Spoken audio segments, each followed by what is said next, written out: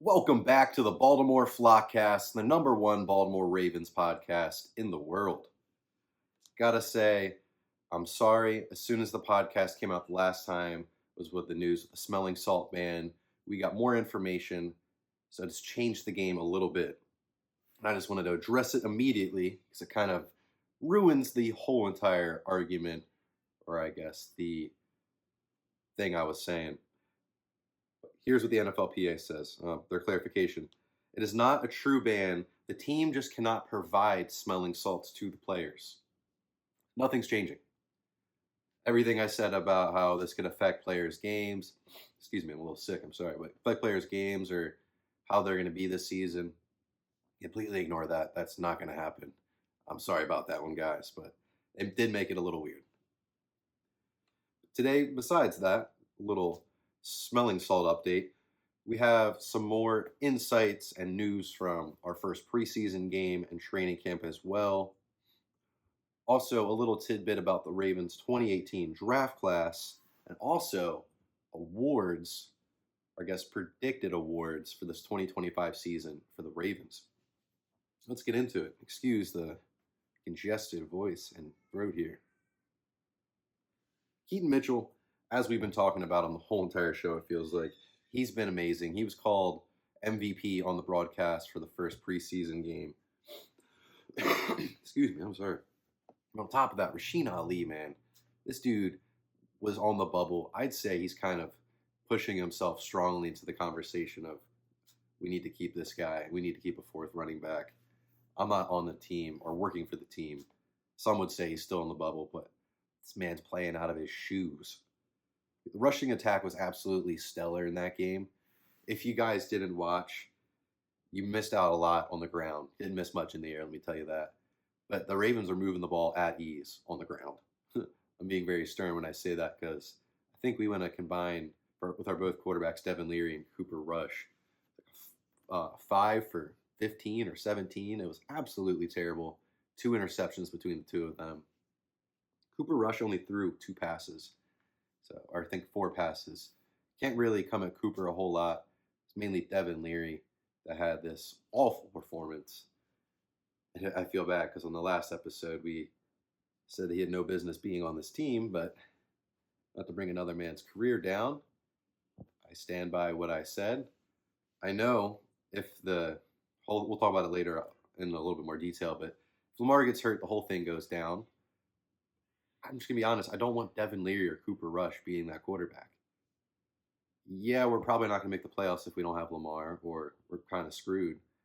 But what if we change our minds and think of it in a different way? I know the NFL mindset's that, yeah, ship crashes, we're all screwed. But think about it this way. What if Lamar is just out for 4 weeks and we need a quarterback to close out the stretch of the season for us? You're really telling me Cooper Rush is the guy? I know there's no one else out there because you look it up, there's like Jake Fromm. I don't think he would fit very well in our locker room. He's also not very good. And no names are really out there. I'm blanking on the other big name that's out there. It's not even big. Carson Wentz. That's who also is out there. Don't really love Wentz either. I would say it's definitely an upgrade over those two, but still, slim pickings for backup quarterbacks, at least available at the moment. Man, it's hard when you watch that production. But let's get back to the boys. Rushing attack killed it. Even to Ernest Johnson, the training camp body. It feels bad calling him that, but at the moment, that's his role. He even performed very well. So shout out to Ernest. Man, I should have brought a water. I'm dying. Special teams. Ooh, maybe the highlight of the whole entire game. LeJontay Wester ran the punt back for a touchdown. That was absolutely beautiful. Man, was coached by Devin Hester in college at Colorado. That's why that all-star staff with Deion Sanders is pretty cool because you got pretty much anyone you could need to teach you that's a GOAT at the position is there. Like I know at least Warren Sapp, Devin Hester was there, Jay Feely was there. Obviously you got Prime, and I'm blanking on a bunch of other ones, but solid coaching staff. We also had Rasheen Ali with a really deep kick return. That'll also help his case to make the roster. Man, it's kind of weird, I gotta say, because usually our special teams unit is just been good because of our kicker and our punter, like historically, like with Sam Cook, and then Tucker and Stover. That's always been locked down. Yeah, we've also had a good return man as well, Jacoby. Honestly, it's really just kind of Jacoby if we're talking about elite returners, but it's been pretty decent. But this year it's different. Our kicking is kind of a question mark. No offense to Tyler Luke, but you're young and unproven. I think it's a fair thing to say. But man, our returners are looking nasty this year. Keaton Mitchell, LeJontay Wester, Rasheen Ali, all returning kicks and punts. Well, I mean, Wester's just a punt returner, but you know what I'm saying. It's going to be really fun to watch. This team's a fun team this year. I'm really excited, man. It's a deep team, too. Like, it's crazy we're even talking about Rasheen Ali being on the bubble after he's returning these deep kicks, being one of the best players on the field running the ball for us. I mean, every running back almost looked like the best player on the field, being honest. But, man, we got to really be appreciative of what we have here in Baltimore. It is awesome. We talked about the backup quarterback issue. What can we really do to get by that, though? Carson Wentz? If you guys have any other ideas, let me know, because I'm kind of at a loss for that one. Ooh, that probably sounded great to the mic. Man, might have to write that timestamp down. Mike Green's an absolute dog. I feel like I talk about him every single episode, but it's hard not to. If you guys watch that preseason game, it seemed like he was just beating his man every single time. I look up and be like, oh yeah, where's Mike? Oh, he's in the backfield. Wasn't getting a sack, but still absolutely disrupting the play, messing up the quarterback. And I know I don't want to overreact because it is preseason at the end of the day. But man, it's exciting. I stand by the defensive rookie of the year. I definitely think this man is going to get at least 10 sacks this year. He's going to lift up guys like Owe, and it's really exciting. Mike Green's probably one of my favorite new Raven. Definitely my favorite rookie this year. Injury news that happened. I'm sure you guys saw it if you did watch the game. But yeah, Kone, his leg bent, I would say, the wrong way. Like, not 180 degrees, but it did not look good. If you got a light stomach, definitely don't look that one up. It was one of those injuries where they did not replay the play to show his leg. It was pretty bad. But also, on top of that, which is even worse, we also lost longer beams. So that's two 6-round corners that got hurt for us in preseason. Wild, especially that they're both 6-round picks and corners. It's unfortunate they're gonna be out for the season. That is football. Injuries are gonna happen, especially in training camp when guys are giving it their all to make the roster. I know it really sucks they're out for the whole year, and this could make or break their career. But here's one thing that, at least I like to think about, because it's something to stay positive about. Yes, it really sucks that they can't play, especially as a rookie, because it's their dream. But they were 6-round picks. Let's be honest. Not every 6-round pick makes an NFL roster. Not saying in any way that these guys were going to be cut. But by getting on the injured reserve list, these guys are now on the team for the rest of the season. They're Raven for the rest of the year. That's kind of cool. I know that's kind of a shitty way to think. Excuse my language, but you got a free pass to be on the Ravens for the whole season. Not the worst thing. Free money, free games. Can't complain. At least that's just me, a poor man sitting on the couch doing a podcast. Back to fun news.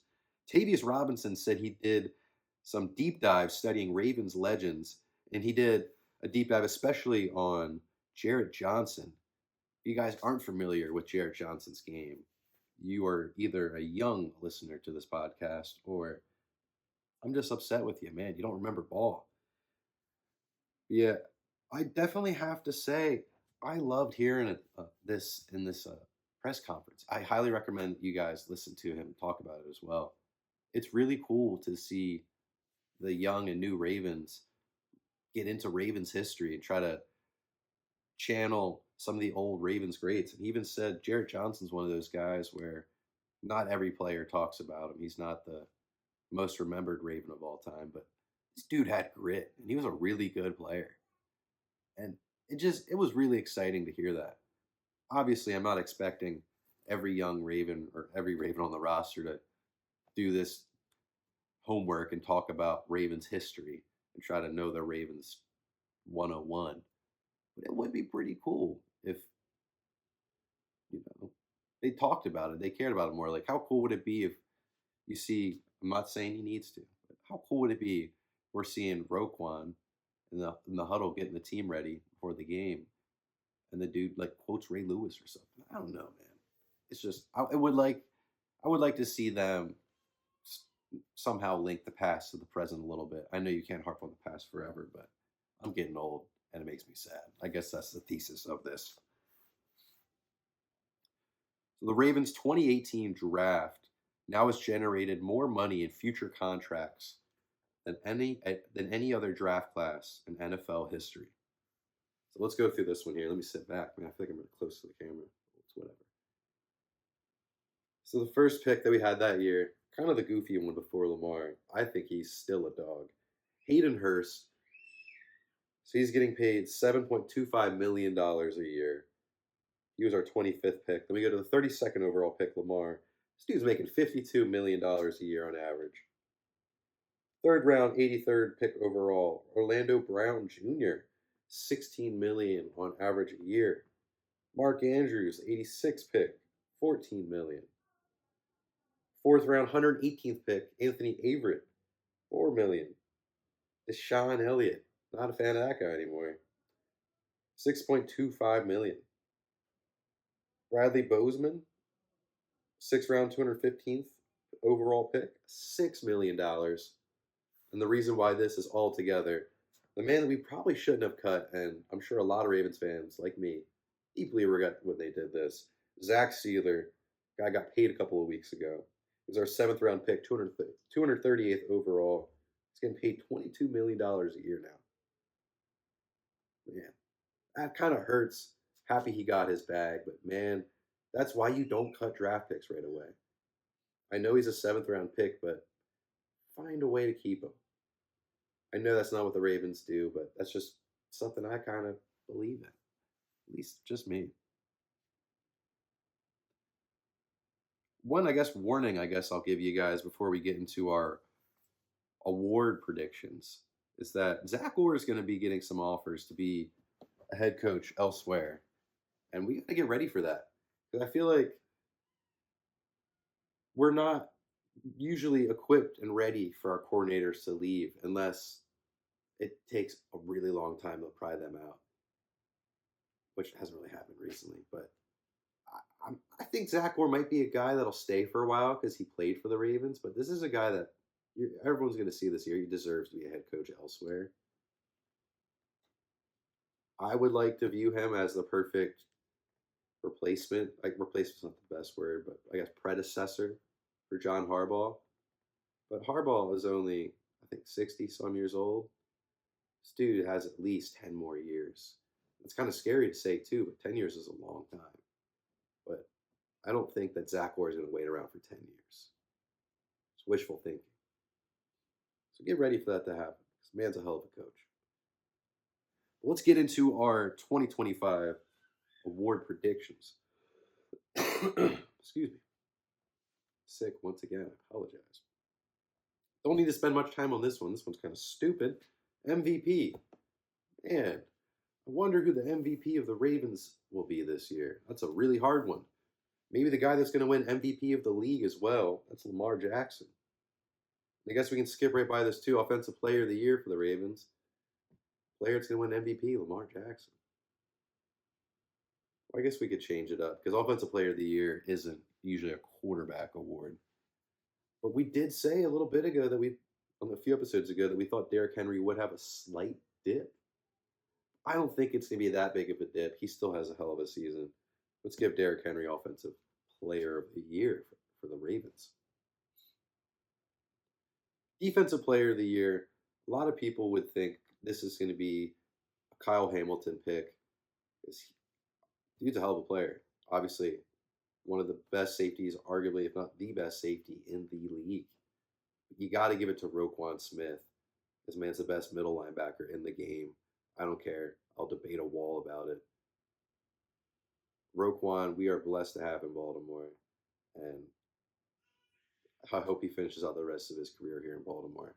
Dude has over 100 tackles every single season. You watch a game, he's everywhere. He's anytime someone touches the ball, he's on them. Big fan of Roquan in this house. This one's kind of fun. Special teams player of the year. So a lot of people after the first preseason game, they would say, that's going to be LeJontay Wester. Ran that kickback for sure. I'm going to go with Keaton Mitchell. Keaton Mitchell's our kick returner.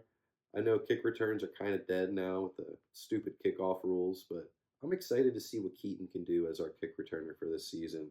So I think our special teams player of the year will be Keaton Mitchell. Offensive rookie of the year, well, we only drafted linemen on the offensive side of the ball. And these linemen probably won't play this season.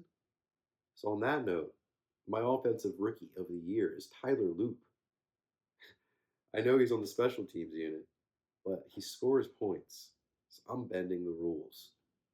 By definition, if Tyler Loop doesn't get cut this year, he's our offensive rookie of the year. That sounds pretty stupid, but we're going to make it work. Defensive rookie of the year.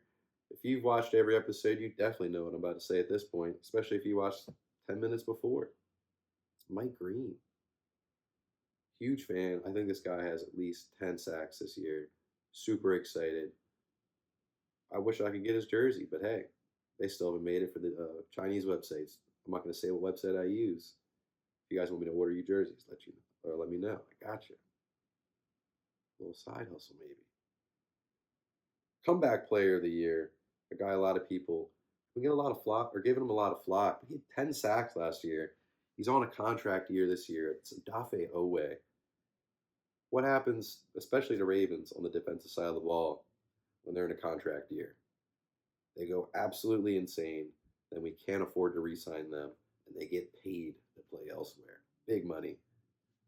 I mean, hey, if we get a Super Bowl out of it, I'm very okay with it. I definitely think Odafe is going to be that comeback player of the year, especially with Mike Green taking a lot of pressure away, a lot of eyeballs away.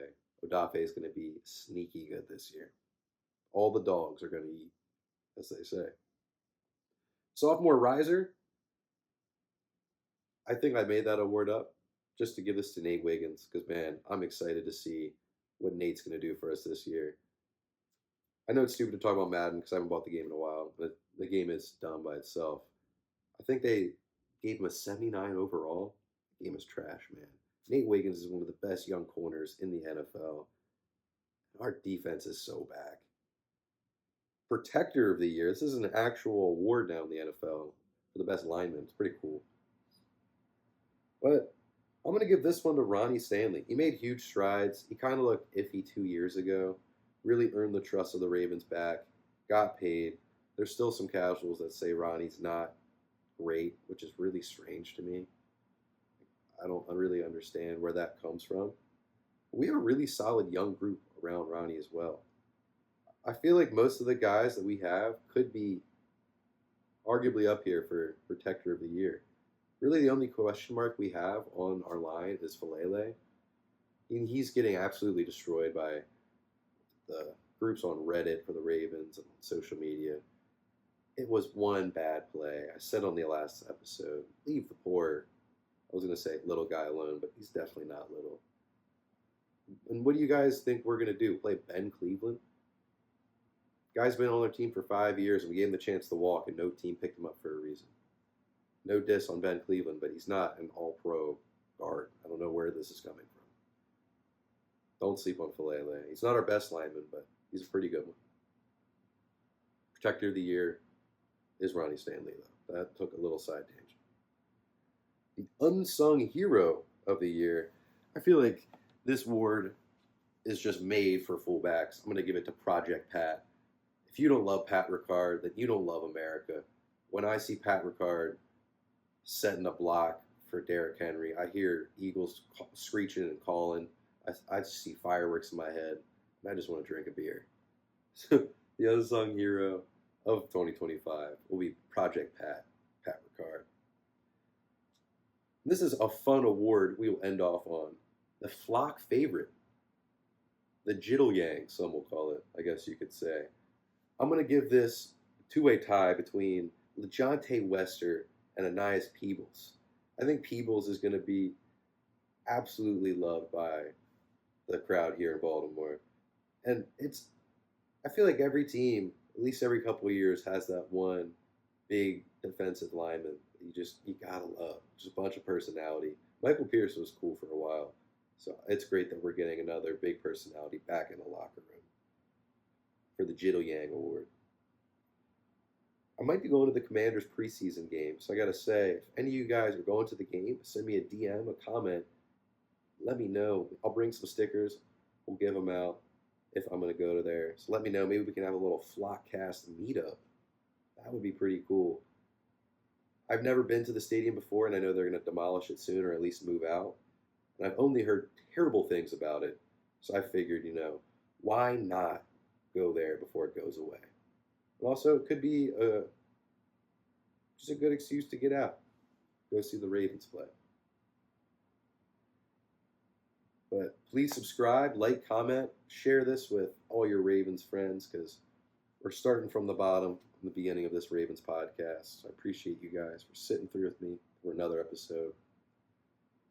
Make sure you give us 5 stars on Apple and Spotify. Thank you. We'll see you next week, and hope you have a great one.